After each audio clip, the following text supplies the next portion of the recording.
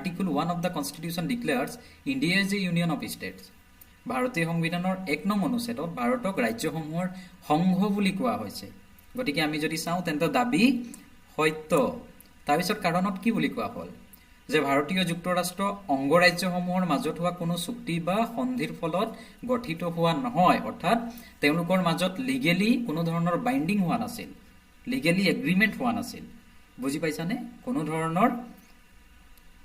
ধৰণৰ চুক্তি হোৱা নাছিল লিখিতভাৱে কোনো ধৰণৰ চুক্তি হোৱা নাছিল কিন্তু তেওঁলোকৰ মাজত পাৰস্পৰিক বুজাবুজি হৈছিল পাৰস্পৰিক বুজাবুজি মানে